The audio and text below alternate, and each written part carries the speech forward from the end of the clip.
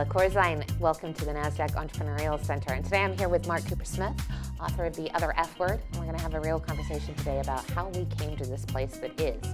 So, Mark, The Other F Word. Yeah, hi. Tell me what that other F word could be, because I'm thinking of a few in my head right now, and I'm guessing it may not be the one that you had in mind. Well, the other F word we talk about here is failure. Yeah. And we connected with the other F word just because that's the way most people think about failure. Right. That it comes with all of those really negative connotations. Yeah. And the key reason that we wrote the book was to really unmask that a little bit more, right. To turn failure from this regret, this thing that we brush under the rug, into a resource, which it is, and which it is especially here in the San Francisco Bay Area. We understand that.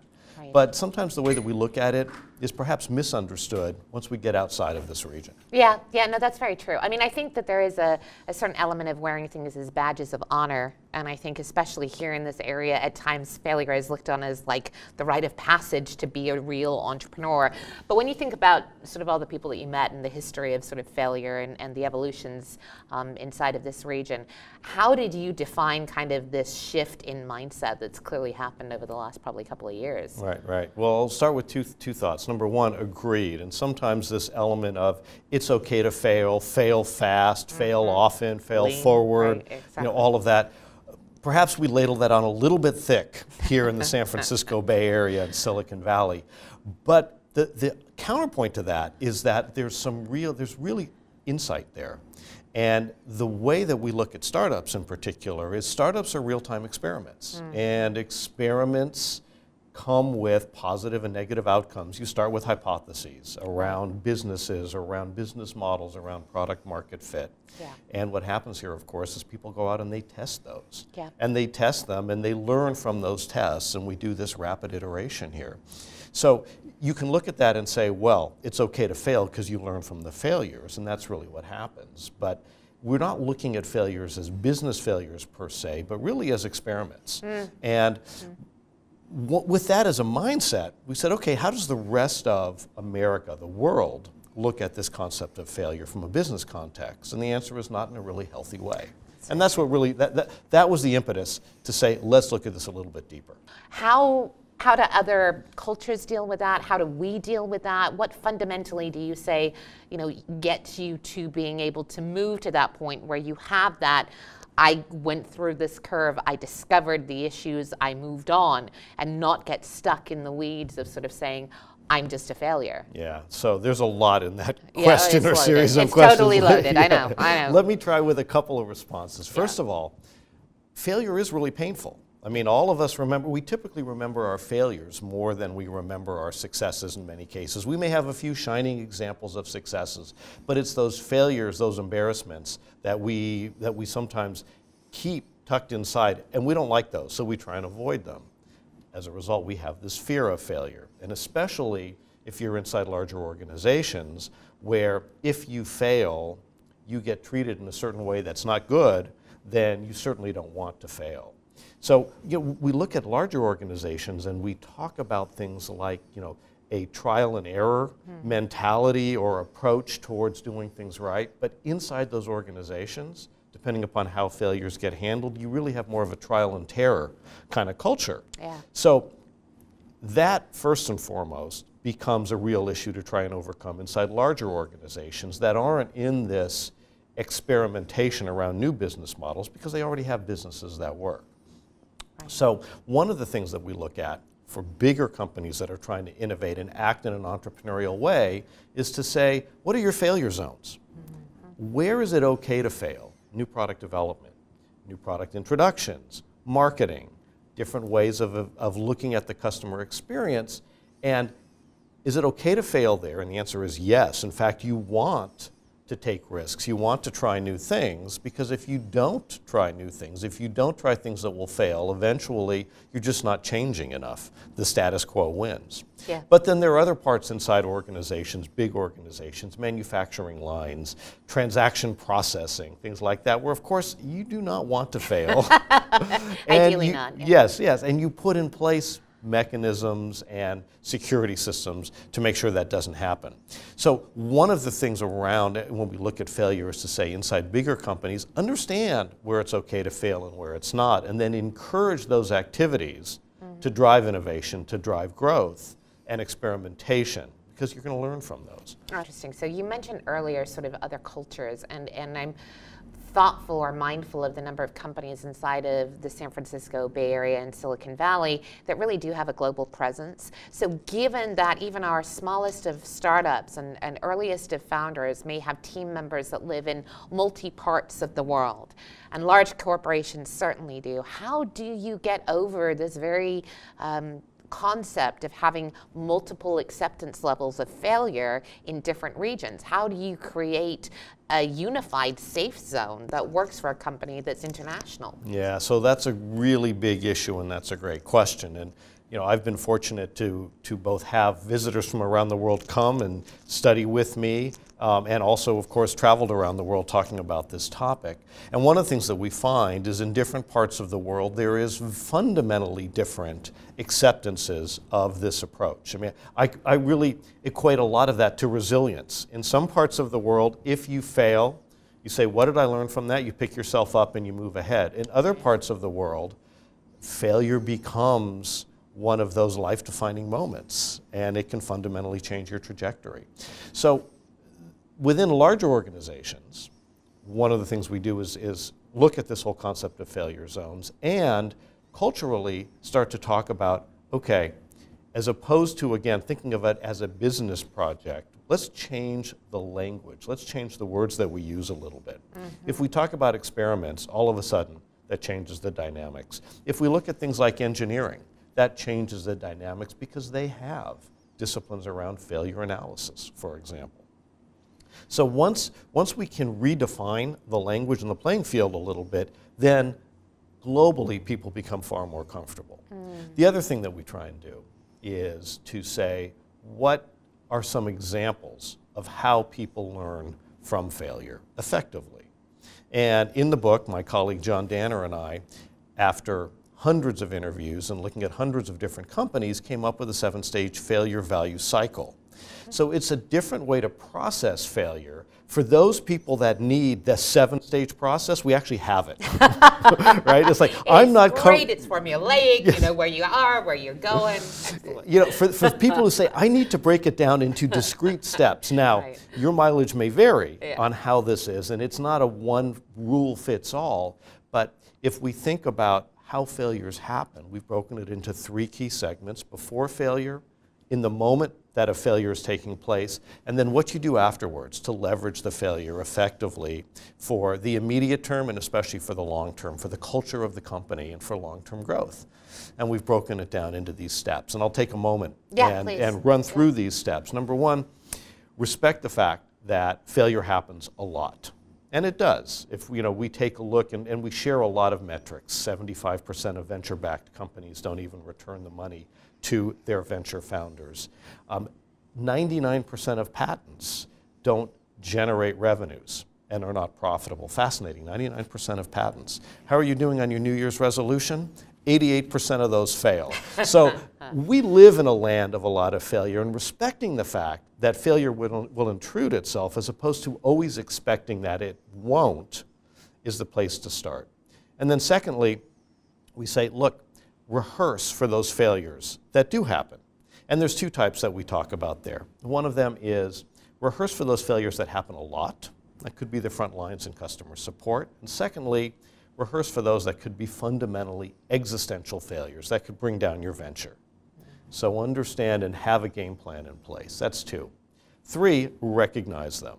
So recognize them as early as possible. Put in place different types of warning signs, radar systems, scan the horizon, etc. And then 4th, when a failure happens, react properly and in the moment. And that typically goes right to the leadership team of your ventures or companies, but it also is often pushed out to whoever's on the front line. So how do you react? And then 5th, reflect upon it. What did we learn? And we provide some key tools to extract learnings from failure. What did we learn from that failure that we can apply in the 6th stage, which is rebound? Yeah. That's when you go back on the offense and you say, we had a failure, here's what we've learned, now let's go. Excellent. And then finally, through that cycle, once you've rebounded, if you've done all of those well, once you've proven yourself to be failure savvy as a leader and as an organization, what do we do to remember it in the best possible way? That's good. You know, so what are the takeaways that we have so that culturally we become a more resilient company? So that's our 7 stages. That's awesome. And in the book, we provide examples along the way from companies large and small. How do you coach leaders on understanding that sometimes, even if they've given it their best, and they're in that moment of failing and they want to come through it to be able to share the lessons, that sometimes you don't have a chance? How do you process when you're not allowed to go through all of those stages yourself? Yeah. So that's perhaps one of the most difficult things, because there are times when, regardless of how failure savvy you think you've been as a leader, regardless of how well you think you've prepared your people in your organization, you run into one of these existential failures, or your strategy just doesn't work and you're not there to be able to see it all the way through. And in those moments, I think that's where the right leaders will say, what are the lessons that we can extract? I may not be there to see it all the way through, but my role as a leader with responsibilities to customers, employees, and shareholders is to ensure that the lessons from this aren't lost, that the value accrues back to the organization. And those leaders that can bring that through are ultimately, over the long runs, those leaders that are the most respected and the most successful. That's great guidance. You know, there's one thing that I'll share. We were able to interview and investigate a lot of companies and people that we knew. But of course, we reached out to hundreds that we didn't. And what was really fascinating was a number of the most successful CEOs that came back to us and said, thank you for writing this book. I think this is a very important topic. Let me make myself available to you, for example, to talk about these issues or to share my insights around that. And it was those who had had huge failures that said we were able to persevere through it, or it helped mold the way that I now drive culture and drive performance in my organization in a different way. Yeah. You know, there's one other thing that came through as we're talking about culture, and we did some work with the Great Place to Work Institute, which is the one that has all of the best places to work, small, medium, the top 100, every region, we all know them. Right. They interview more than 10 million people, or they do surveys of more than 10 million employees a year in the US alone. So they talk and they hear from a lot of people and have these massive amounts of data points. So as we spoke with them, we said, well, what's the role of failure in helping create a great place to work? And they said, oh, it's huge. But we didn't initially see what exactly that connection was. And they said the most important factor, if you had to distill it down to one factor, is trust. Employees that trust where they work, they trust their coworkers, they trust their leaders, they trust the organization, are the ones that have the most allegiance and enjoy, rank their companies the highest on these indices. So then we looked into it a little more and we said, well, where is trust forged? And failures are the crucible within which trust is really forged. You know, if you think about it, when everything's going great, you're not really worried about who has your back or who to trust. But it's when things go sideways or the wheels come off a little bit that you really see who's got your back and what kind of work environment do you have. Right. And those organizations that do well during those periods when everything is not rosy are the ones that frequently rise to the top as great place to work. Extrapolated as a result of going through that pain.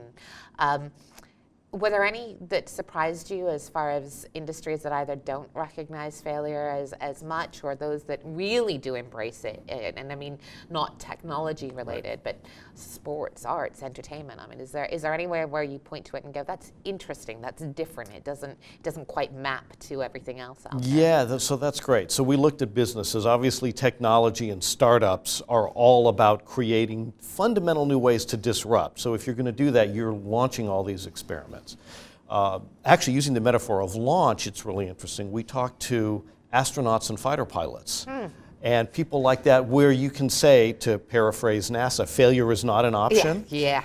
And they were actually instrumental in a couple elements of our failure value cycle. They said, for example, you need to rehearse failure. When we have a failure, if it is existential, it's huge. We have to understand it so it doesn't happen again. But if we come close and there's tons of near misses, we need to look at those in depth. We need to deconstruct them, and we need to figure out how to deal with them. So the rehearsal and the recognition and the respect that they have, the pre-elements, those were disciplines that changed the way we looked at it. Interesting. Which was really interesting. Yeah. To use that as an example. If you look at things like the entertainment business, where entertainment is not really linear. You know, what creates a hit movie or a hit song or a hit TV show? Of course, there's elements that you say, better acting, better directing, better writing. Right. But then there are things that happen and they surprise everybody. So some of that is taking more chances. And they said, we have to embrace failure, so we have to find ways to less expensively create new pilots or to get new content out there or new ways of distribution out there, knowing many will fail, because if we can be one of those that fundamentally changes, that happens across something new, then we have the opportunity to capture the value. What happens inside of corporations when they make a bet, a big bet, and everything is actually going well, but it's that outside influence that ultimately, doesn't let them meet the potential of what they see? And the typical one, of course, is market timing, right? I mean, you want to be on the curve over here before it gets to the point of being recognized in the magic quad of Gartner or anybody else, and yet the market is just off, or somebody else beats you to it. Well, and timing is one of those. And timing is everything, one, as they one say. One of the companies that we interview and that I interviewed was. The leaders was Julie Wainwright of Pets.com.